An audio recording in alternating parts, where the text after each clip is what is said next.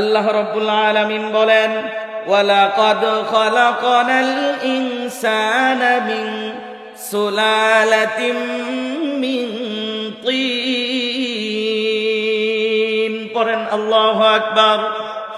আল্লাহ রাব্বুল আলামিন বলেন, এই সমস্ত মানুষগুলোকে বানাইতে গিয়ে আমি আল্লাহ রাব্বুল আলামিন ওয়ালাকাদ খালাকনাল ইনসানা মিন সুলালাতিন মিন তিন। আমি আল্লাহ রাব্বুল আলামিন মানব মণ্ডলীকে বানিয়েছি মিন সুলালাতিন মিন তিন, মাটির উপাদান থেকে। কিসের উপাদান? আচ্ছা, এই পৃথিবীতে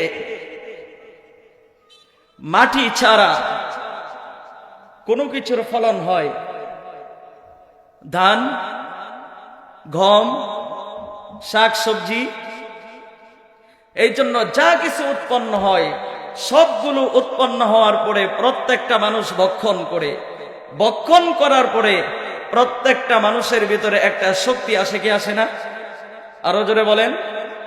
এই জন্য আল্লাহ রাব্বুল আলামিন এক নম্বর স্তরের কথা বলেন, ওয়ালাকাদ খালাকনাল ইনসানা মিন সুলালাতিন মিন তিন। আমি আল্লাহ রাব্বুল আলামিন প্রত্যেকটা মানুষকে মাটির উপাদান থেকে বানিয়েছি। মহব্বতের সাথে বলেন সুবহানাল্লাহ।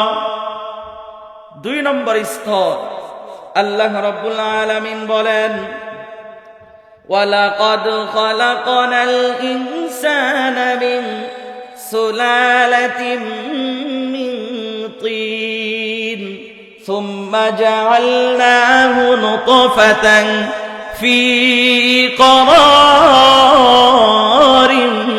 মাকিন। আল্লাহ রাব্বুল আলামিন বলেন, আমি আল্লাহ রাব্বুল আলামিন আমার প্রত্যেকটা বান্দাবান্দিকে বানাইতে গিয়ে প্রথম ধাপ হলো মাটির উপাদান থেকে, দুই নম্বর ধাপ হলো সুম্মা জাআলনাহু নুতফাতান ফি করারিন মাকিন। মাটি থেকে উৎপন্ন প্রত্যেকটা জিনিস আমার বান্দাবান্দিগণ ভক্ষণ করার পরে তাদের পৃষ্ঠদেশের ভিতরে একটা শক্তি সঞ্চিত হয়েছিল, একটি শক্তি জন্মিত হয়েছিল।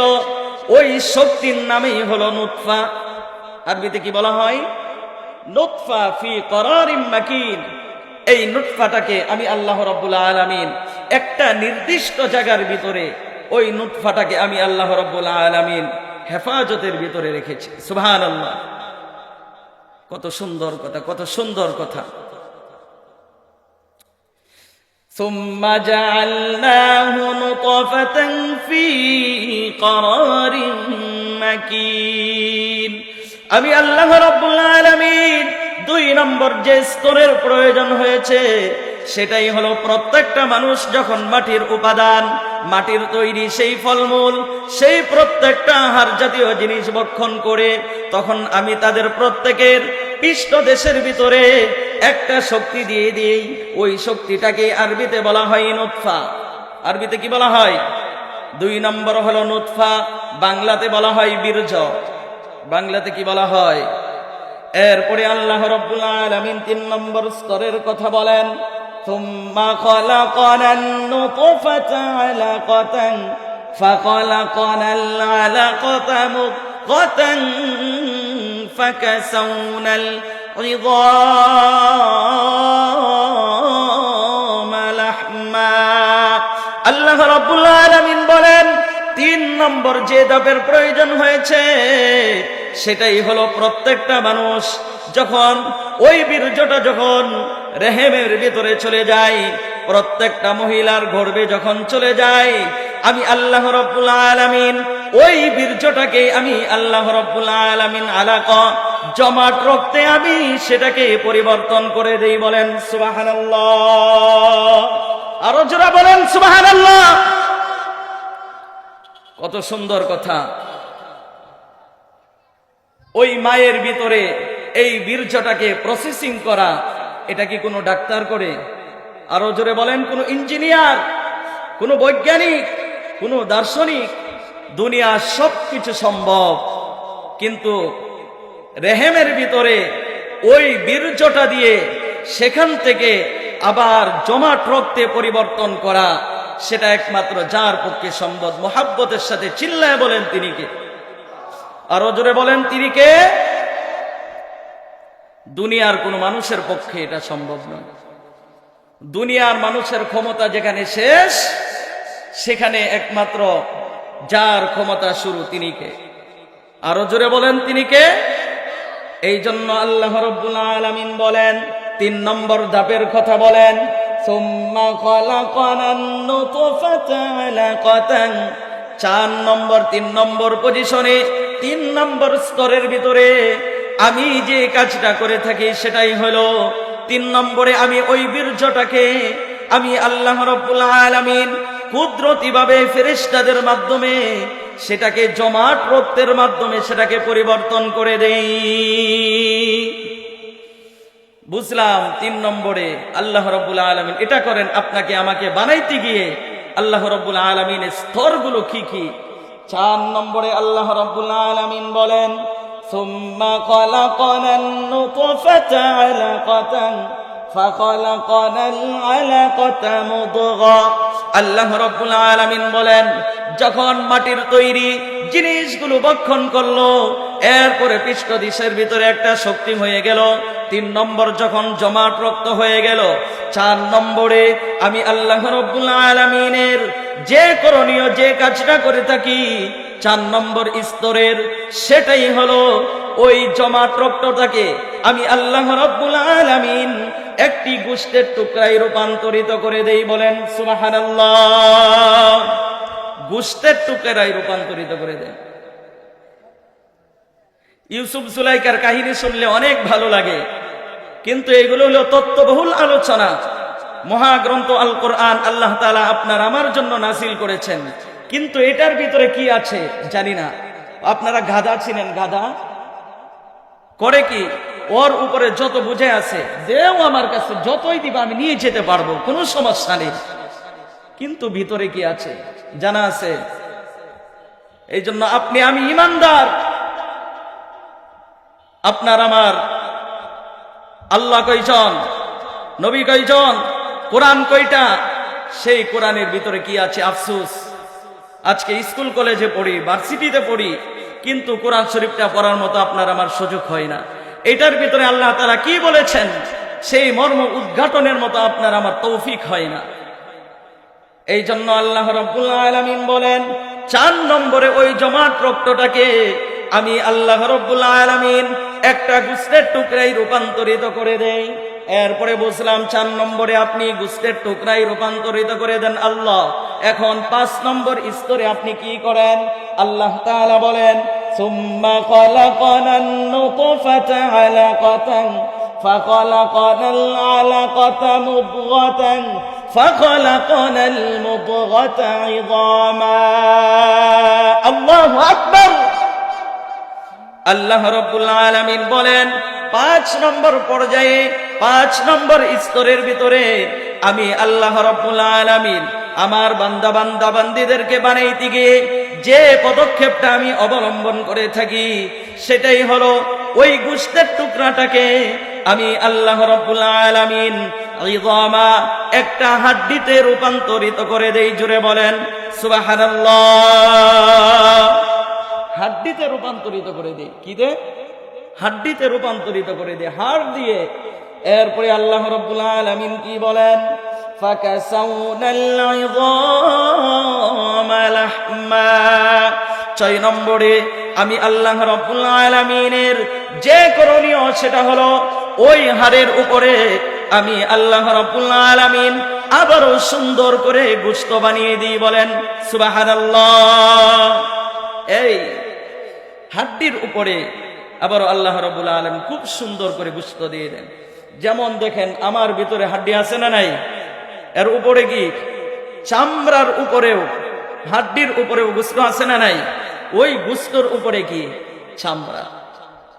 7 নম্বর পর্যায়ে আল্লাহ রাব্বুল আলামিন কি বলেন?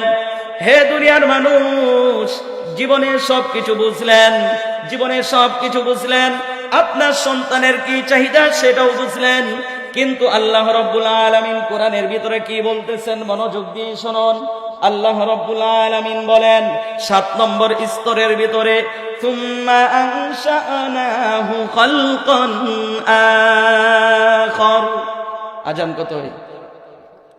হ্যাঁ, 7 নম্বর পর্যায়ে আল্লাহ রাব্বুল আলামিন বলেন, এরপরে 7 নম্বর পর্যায়ে আমি আমার বান্দা বান্দীদেরকে অত্যন্ত সুন্দর করে দুটো হাত দিয়েছি, 7 নম্বর পর্যায়ে দুটো চক্ষু দিয়েছি, 7 নম্বর পর্যায়ে আমি দুটো পা দিয়েছি, 7 নম্বর পর্যায়ে আমার বান্দা বান্দীগণ যেন প্রত্যেকটা জিনিস বুঝতে পারে এই জন্য আমি মেধার ব্যবস্থা করে দিয়েছি, আমি তাকে অন্তঃকরণের ব্যবস্থা করে দিয়েছি। কিন্তু আজকে আফসোসের সাথে বলতে হয়, আল্লাহ রাব্বুল আলামিন আপনাকে আমাকে এত সুন্দর করে বানাইলেন, বানাইতে গিয়ে একটা স্তর নয়, 2টা স্তর নয়, 7টা স্তরের প্রয়োজন হওয়ার পরে এরপরে এত সুন্দর করে বানাইলেন। কিন্তু আফসোস হলো এখন আল্লাহর দেওয়া এই চোখ দিয়ে রাস্তা দিয়ে যাওয়ার সময় গুনাহ করি, হাত দিয়ে নাজায়েজ বস্তু ধরি, পা দিয়ে গুনাহের বস্তুর দিকে যাই যুবক। অথচ আল্লাহ রাব্বুল আলামিন আপনাকে আমাকে এত সুন্দর করে বানিয়েছেন, উদ্দেশ্য এটা নয়। 4টা কসম খেয়ে বানিয়েছেন, এরপরে 7টা স্তরের মাধ্যমে বানিয়েছেন। সর্বশেষ আল্লাহ তাআলা আফসোস করে বলছেন, ইয়া আইয়ুহাল ইনসানু মা গাররাকা বিরাব্বিকাল কারীম। হে আমার বান্দা বান্দীগণ, আমি তোমাকে 4টা কসম করে বানিয়েছি, কসম করে এরপরে সুন্দর করে বানিয়েছি, এই কথার শপথও করলাম। তোমাকে বানাইতে গিয়ে আবার 7টা স্তরের কথা সেটাও আমি বলে দিলাম, কিন্তু অবশেষে তুমি আমাকে কি করলা? ইয়া আইয়ুহাল ইনসানু মা গাররাকা বিরাব্বিকাল কারীম। অতএব আমি আল্লাহ রাব্বুল আলামিনের ব্যাপারে কোন নেতা তোমাকে ধোঁকাই ফেললো, কোন বাবা তোমাকে ধোঁকাই ফেললো? কি বাবা?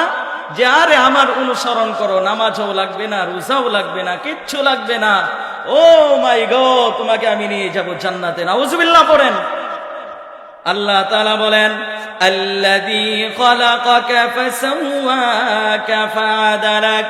অথচ তোমার ওই নেতা তো তোমাকে এত সুন্দর করে বানায় নাই, তোমার বন্ড বাবা তো তোমাকে এত সুন্দর করে বানায় নাই। আমি আল্লাহ রাব্বুল আলামিন তোমাকে এত সুন্দর করে বানিয়েছি, তোমাকে সুন্দর করে বানাইতে গিয়ে 4টা কসমের কথাও আমি বলে দিলাম। শুধু তাই নয়, 7টা স্তরের কথাও বললাম, ধাপের কথাও বললাম।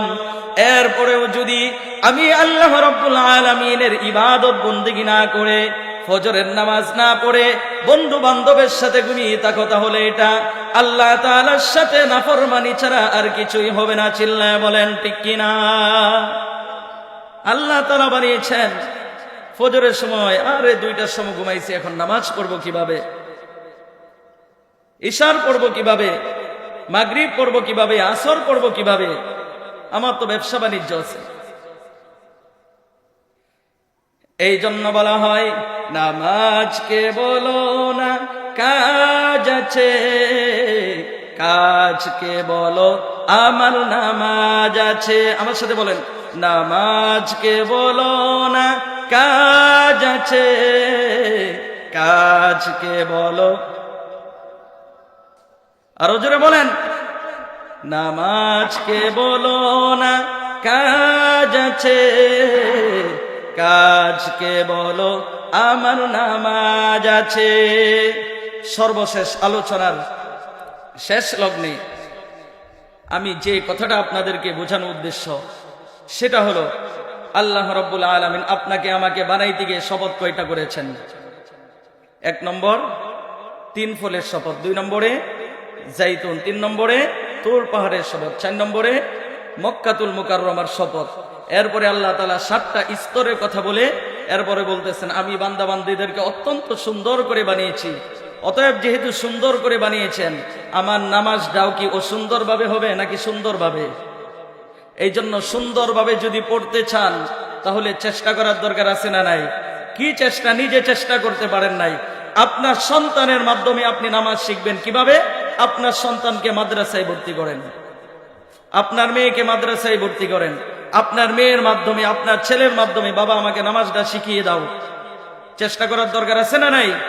আল্লাহ তাআলা আমাদের সকলকে বুঝার এবং আমল করার তৌফিক দান করুক, সকলে বলি আমিন। সর্বশেষ আমি আবারও বলে দিয়ে যাই যে হযরত আবু তালহা রাদিয়াল্লাহু